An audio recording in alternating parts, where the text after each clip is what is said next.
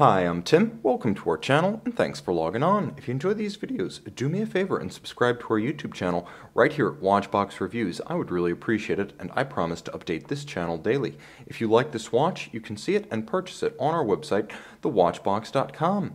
Today we are discussing the 2015 model year limited edition of 200 pieces Jaeger LeCoultre Duometre Unique Travel Time in 18 karat gray gold that is a non-plated straight-through homogeneous white gold alloy, and unique chiseled dial from the Métiers Rares series. So it's a unique travel time with a unique dial, an intriguing dual powertrain, dual power source complication from the Duometre series that JLC has been building out as a signature of the brand since 2007. The watch is 42 millimeters in gray gold, and it's relatively slim considering the 498 pieces of the caliber 383 movement, 13.8 millimeters with a rounded domed profile bezel. Lug to lug, it's a big watch, but not an oversized watch. At 50.5 millimeters, it does have a broad stance of 21 millimeters between the lugs. Physically, it's almost exactly the same size as the Duometre chronograph that launched the line. The timepiece is richly appointed, as the UTT was a deluxe offering within the series. You can see large rectangular scale alligator leather. It is generously bolstered at its root to match the swell of the lugs. Folded edge, monotone stitch, calfskin on the underside. It's all black semi-gloss, and it's paired with a full white gold, or I should say gray gold, to keep our nomenclature straight, deployant clasp. And this is important because many Jaeger LeCoultre Duometre models now come with a pin buckle, not a clasp. You can see this is actually the more recent generation of deployant clasp that JLC offers that allows you to easily denude the watch of its clasp. Simply push down, you open a slot, and then you can pull the strap right out without resort to a tool. It's outstanding for those who wish to swap straps.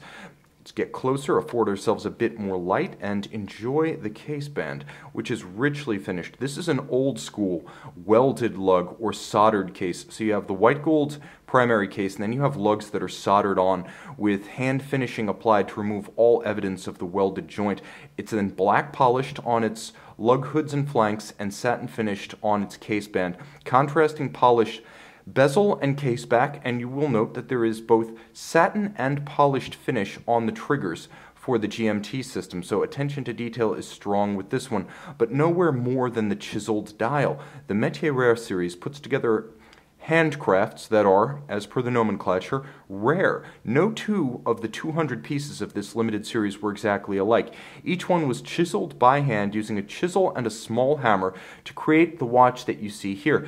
The remainder of the dial is ruthenium coated to give it that distinctive metallic gray.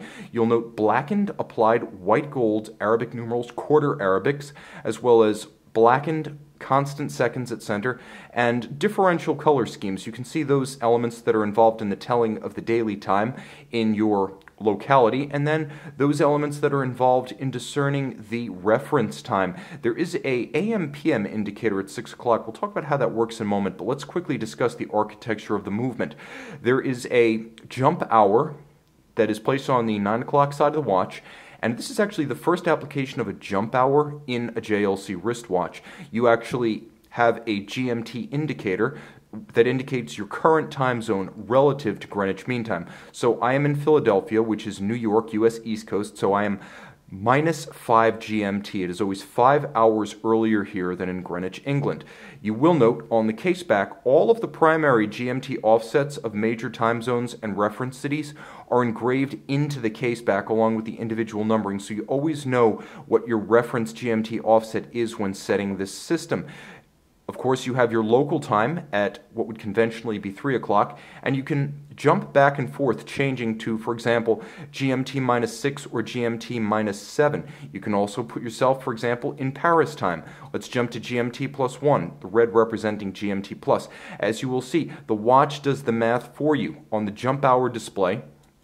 Appropriately enough, jumping. 2 power reserve indicators for twin mainspring barrels, each endowing the watch with 50 hours of power reserve, 1 mainspring barrel driving the balance exclusively to maintain amplitude, and 1 of the barrels driving the displays, that is the complications, the time, everything that is secondary to maintaining balance amplitude. Jumping back over to the dial side, I'm going to show you what happens.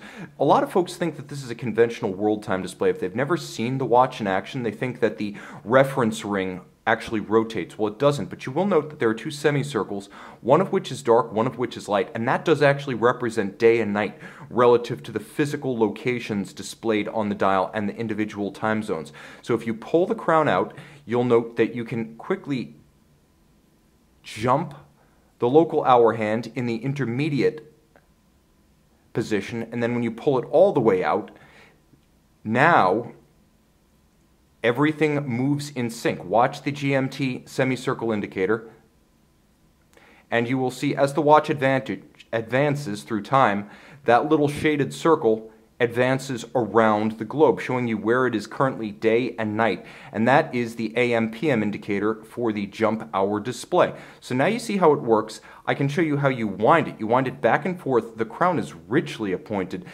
double knurled, two different levels of knurling, and media blasted center with relieved polished JL logo. The crown on this watch is its own work of art. Back to the caliber, 383. This is 54 jewels, 498 parts, the most complicated duometre movement short of something like a spherotourbillon. Now you'll also note it is beautifully executed, almost like a longa caliber in German silver, nickel, copper, zinc. The copper is what gives it that golden hue. It has a Cote De Soleil finish rather than traditional Cote de Genève.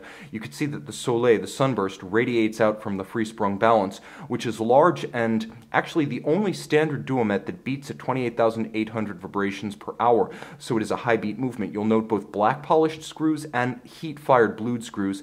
And when I turn it flush to the camera, you can see all of the mirrored bevels and chamfering of the edge of the bridges, the anglage, as well as the same treatment applied to the jewel and screw countersinks.